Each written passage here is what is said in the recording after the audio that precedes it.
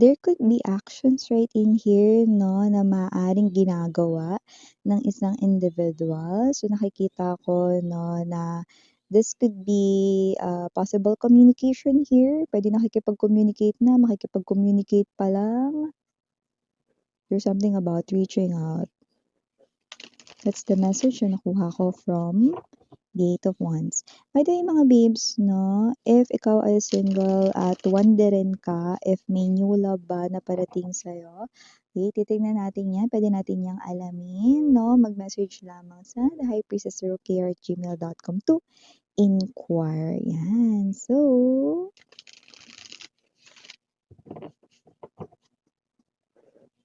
let's see your reading here.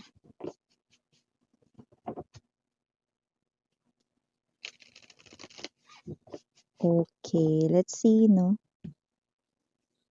Kanino naman kayang mga storya, no, yung makukuha natin ngayon at pwede natin pagtsismisan.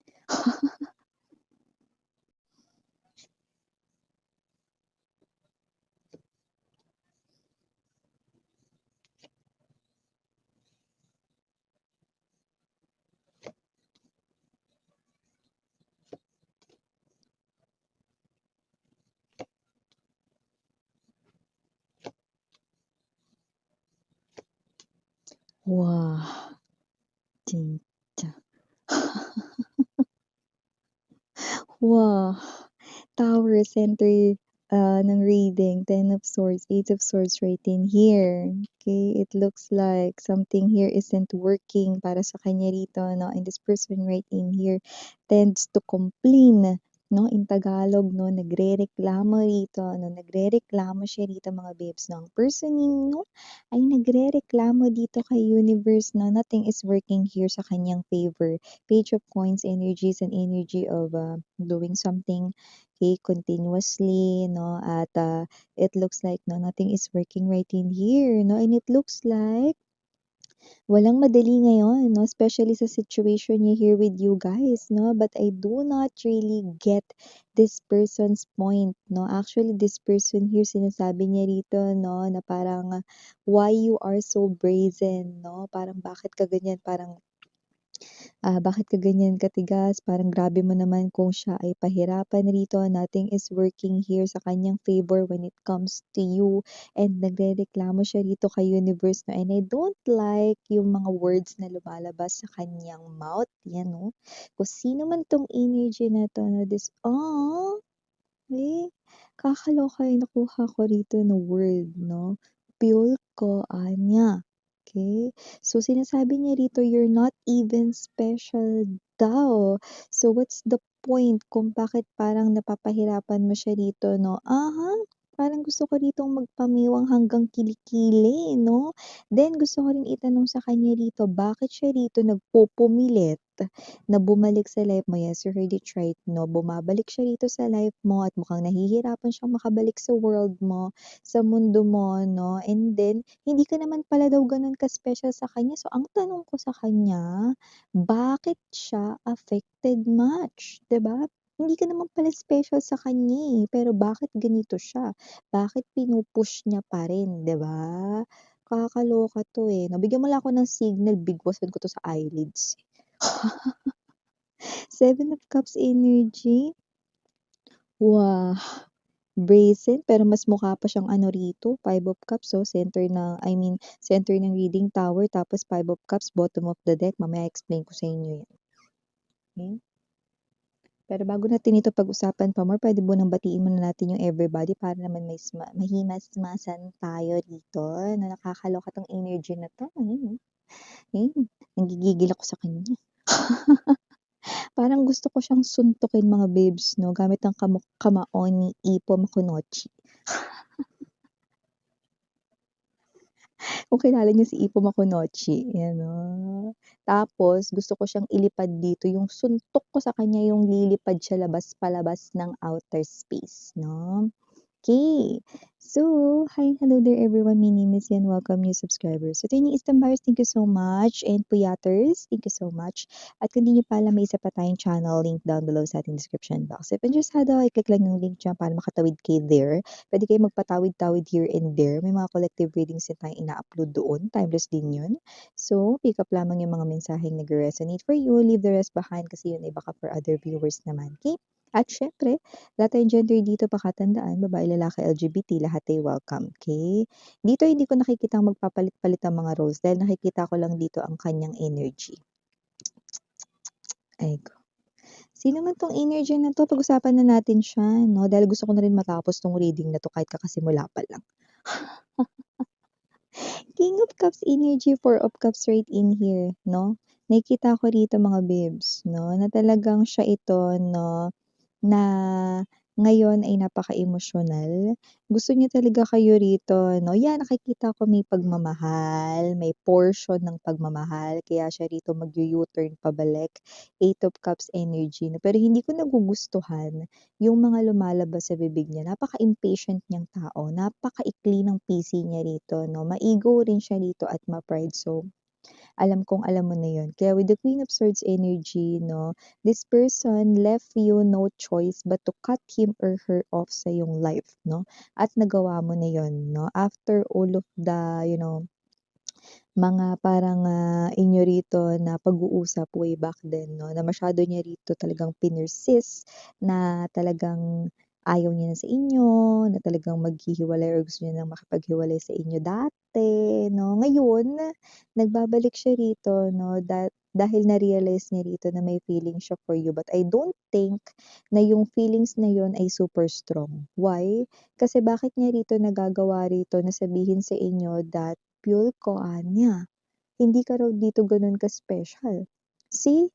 Dahil lang ba or dala lang ba yun, Miss Yan, ang naiinis siya or nagagalit siya dahil napapahirapan ko siya ngayon dahil hindi ko siya pinapansin yung mga messages niya, hindi ko nire-replyan or nakablock siya sa akin, hindi makapasok yung mga mensahe niya sa akin or hindi ko sinasagot ang mga tawag niya.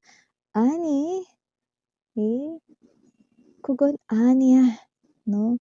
Hindi yun dahil dun, okay? If a person, ang love para sa inyo ay very strong, hindi makakapagsalita ng ganito.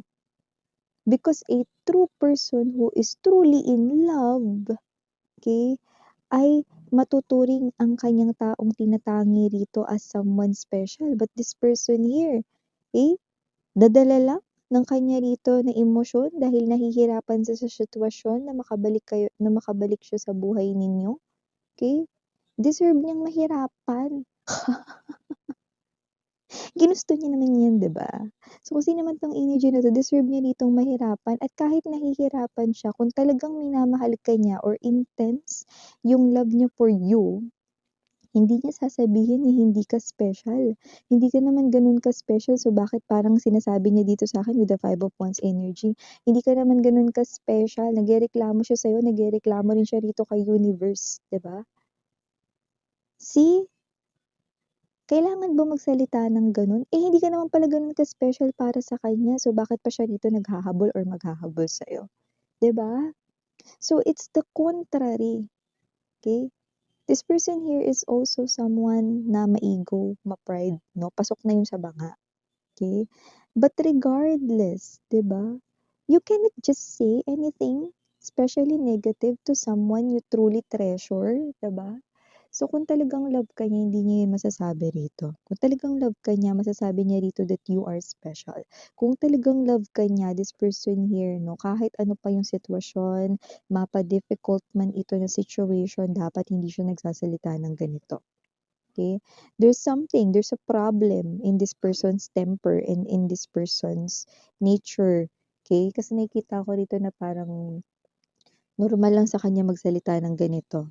Okay? Kaya masasabi ko rin na yung iba sa ka-connect ninyo rito, no, ay possible na nagmumura, no, or may energy rin yung iba sa kanila rito na pag masaya sila, napapamura rin sila. So, that might be specific sign or clue might not resonate, no, to each and every one of them. Kaya just take only what resonates. But this person here, definitely, medyo direct, sharp, straightforward ang kanyang mga words, no? At saka siya ay mainipin din, yun ang nakikita ko dito. And whoever this energy is, I do pick up, no, na hindi siya rito nagkakaroon ng smooth na communication here with you guys, no? Yung iba sa inyo possible na nagre-reply, pero hindi yun yung reply na gusto niya rito from you guys. This person here is expecting more from you. This person here ay expecting here, no, na tatanggapin niyo siya agad-agad, na hindi niyo patatagalin ng ganito, Eight of Swords energy, but this person here stuck rito, no, sa situation, hindi siya nakakausad, naiinis siya, nabibwisit siya kasi wala ritong positibong nangyayari sa mga pinaggagawa niyang actions, no. Ten of Swords energy, no. Parang, can you just forget this, okay? Parang palusutin mo na lang daw siya ulit or whatsoever, this betrayal, this major mistake niya rito, no? This thing na ginawa niya rito, no? That wreck you, guys. I do pick up that this person here ay someone na ayaw nang nahihirapan. Pero hindi pwedeng siya yung masusunod dito. Lalo na nakita ko na lumabas na kayo bilang Queen of Swords, no? At dahil doon, ang energy ninyo, look at this big cutter, no? Pangdamo to eh. Yung mga malalaki at matataas na damo, okay, yan ang gamit ng mga hardinero, no? So nakita ko dito na hindi mo siya kinat dito using a small cutter for crafts and DIYs. Hindi mo rin dito ginamit yung mga scissors na ginagamit ng mga children sa kanilang mga arts and crafts na subject. But you definitely use this big scissor na pang halaman talaga, no? Yung kaya talaga ritong gumpit ng matigas na stem, yung kaya talagang gumpit rito na matinik ng mga halaman. So definitely you are telling me this very firm decision to cut off this person out of your life. Yan. And nakita ko rito na you're not communicating with this person here. You're not giving in sa kanya rito mga pinagagawang actions, no? This person here, yes, may mga times na nagiging mahinahon sila, may mga times na nagpapakita sila ng romantic side dito, pero nothing is working here sa yung side, no? Because you feel like this is just a palabas, you know? This is like a show right in here that will end soon, no? Ibig sabihin, if this is a romantic show right now, it might turn into horror genre. So, ganun ko nakikita 'to kaya nahihirapan ang person mo rito na wala dito yung judgment, 'no? But I'm seeing the judgment in the Tower energy. So, the Tower right in here, 'no, is beautiful. So, your person is expecting you na kunin siya ulit, tanggapin siya ulit, na but it looks like hindi yun yung ginagawa mo. Because you're done, because you're tired sa kanya. Alam mo, ano siya magsalita eh. Siya yung klase ng energy rito na parang kahit na normal yung pagsasalita niya, may chance talagang ma-misunderstand yun ng makakarinig or makakausap niya. May chance talaga rito, no, na laging parang nagpi-pick up siya rito ng fight, ganun. Kahit hindi naman yun yung intention niya. Kailangan na ayusin niya rito yung way of communication niya. Okay? Masyado ritong matalas, no, yung dila niya. So, with the Seven of Cups energy para sa ating bottom of the deck, nasabi ko sa inyo, i-explain ko kung bakit nandito yung Five of Cups sa Tower. Ibig sabihin nito, Three of Swords, no? Ang taong ito, no, kaya ba hindi mo siya pinapansin ngayon kasi may iba ka na, may bago ka na, may iba nagpapatibok ng puso mo, meron ka na bang ka-in relationship ngayon, no? And with this Five of Cups energy, sinasabi niya rito, Three of Swords, no, na wala dyan sa mga options na yan, kung may mga nanliligaw sa'yo or yung person na yan, kung may kakonek ka na, no, or may iba ka ng gusto rito, wala raw yung panama sa kanya, no. Siya pa rin daw ang pinakaangat at pinaka-deserving na mag stay sa buhay mo as a partner, 'no? So, kung sino man 'tong energy na 'to, medyo alpha couple mooks lang sa bandang yun, Kasi with the Five of Cups energy, 'no, wala siyang pakialam. Wala siyang pakialam kung magkaroon ka na ng bago mong girlfriend, boyfriend, karelasyon, ka-live-in, 'no? Wala siyang pakialam kung anong gusto mong gawin sa love life mo. Dahil buhay pag-ibig mo naman 'yan at wala rin siyang karapatan dito, 'no, na sabihin na siya yung karapat-dapat manatili sa buhay mo. Dahil una sa lahat, siya yung person rito, 'no, na binigyan mo rito ng chance pero sinayang niya lang yun. There's betrayal, trinaydor ka nito, 'no, in any way, shape, or form, 'no. Nakita ko rito yun tapos sasabihin niya ganyan, gusto ko sabihin sa kanya, wala kang pakialam. Wala kang pakialam kay collective, kay Kojo, 'no, get lost, 'no, get lost. Yun yung gusto kong sabihin sa kanya rito, ayan 'no. Pero ganun pa man, kahit nagrereklamo siya ngayon, 'no, nakikita ko rito na magme-message pa rin ito sa inyo, 'no. May posibilidad na mataas na magme-message, kukulitin pa rin kayo nito sa mga darating na mga buwan or sa mga susunod na mga buwan dito, okey? So definitely naku mga babes 'no, hayaan niyo na 'to sa past. Nakikita ko rito 'tong tao na 'to, 'pag bumalik kayo diyan, hindi magiging matahimik at hindi kalmado ang magiging bawat araw ninyo, sinasabi ko sa inyo.